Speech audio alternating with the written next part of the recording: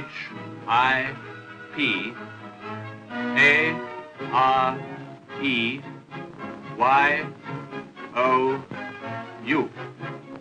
What ship are you? Along the coastline of the British Isles, Lloyd's signal stations watch the ships of the world go by. Great liners, men of war, tramps, cargo steamers and coasters, big ships and little ships alike, their movements all recorded by the men of the signal station.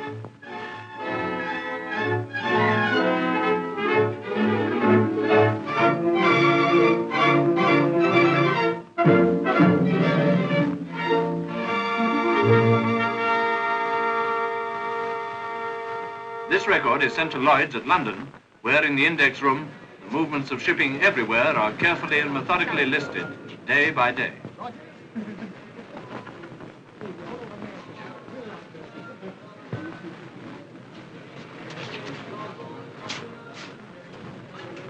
Lloyd's, of course, occupies a very important place in the shipping world, important and unique. For the members of Lloyd's don't build ships, they don't sail ships, they don't, as a rule, own any ships. Yet round this great building in London, entry into which is strictly supervised, the whole maritime world revolves. Out of the original Association of Underwriters for Insurance, founded 2.5 centuries ago, has grown up a whole range of services to shipping. Lloyd's itself, as a body, does not insure, but its members do. A broker, also a subscriber to Lloyd's, has been instructed on behalf of the owners to insure a ship's cargo. When the underwriter is free to see him, his name is called from the roster. Lloyd, Phillips, Hopper.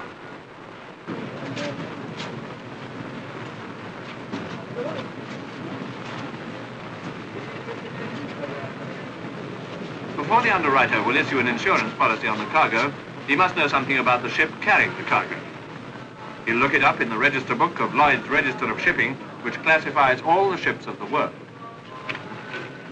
The ship under review is the Armadillo, and she's classified with a Maltese cross and 100A1, the highest possible grading for overseas ships.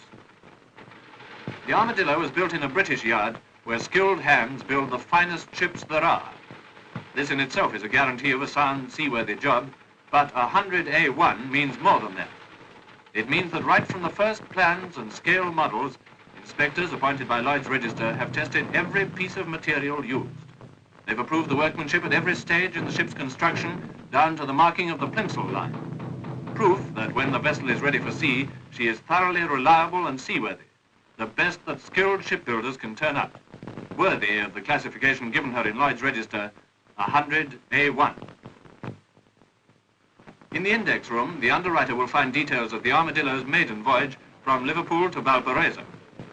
On the basis of his knowledge of the ship and her outward voyage, the underwriter estimates the risk involved and insures the valuable war cargo the Armadillo is to bring from South America to Britain against damage or total loss or both.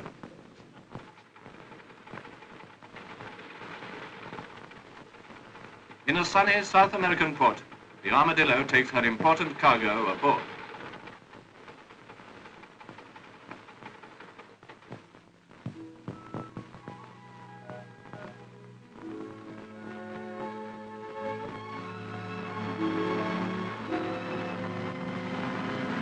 Nowadays, routes are not disclosed in advance.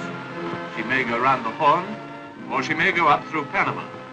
Until the Armadillo reaches Balboa, the route remains unknown to owners and underwriters. The ship's wireless can't be used these days in case enemy raiders intercept a message. So until the ship reaches its next port of call, which may be more than 1,000 miles away, no report will be received. Out from the Panama Canal, the smooth seas give way to storms. Into those storms goes the Armadillo, a good ship and a good crew. And somewhere in those hundreds of miles of ocean, the Armadillo disappeared, with its valuable cargo and a crew for whom thousands of miles away, mothers, sweethearts, wives and children are waiting, growing anxious, wondering if after all these years of seagoing, Alf, Bill or Charlie has at last fallen victim to the sea or the new dangers brought by war. The ship is long overdue. Somewhere along the route, the ship owner's agent replies by cable to Lloyd's at London, no news. As the days pass without word, anxiety grows. In such cases, very often, the Lloyd's underwriters will seek to reduce their likely losses by reinsuring all or part of the insurance. To do this, they contact a broker specializing in reinsurance, and he goes round disposing of parts of the liability. It's a very valuable cargo, and with a ship long overdue, the risk is great, so the rate of insurance naturally increases. Driven off their course by severe storms, the crew have brought the Armadillo safely into calmer waters.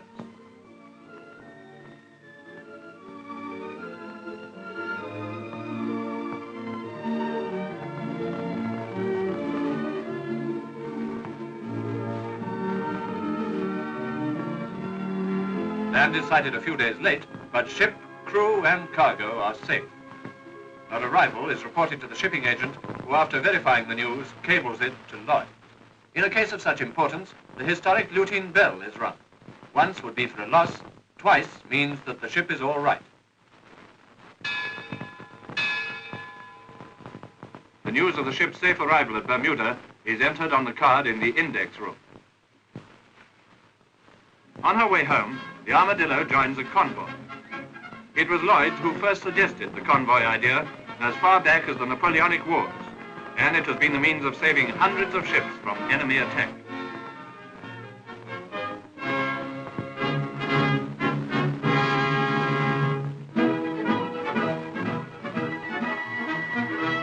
Off the signal station, the ship receives the change destination signal.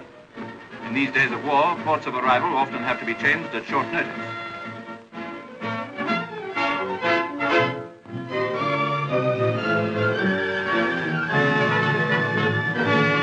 On board ship, the instruction is noted, the course changed, and the Armadillo sets out on the last few miles of her homeward journey. Over the signal station is hoisted the flag of Lloyd's of London, Lloyd's blue ensign, known wherever the sea and the land meet.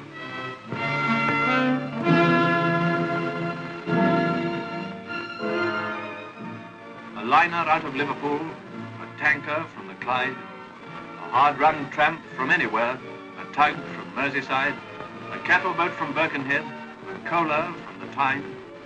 All honour be to merchantmen, while any star shall shine.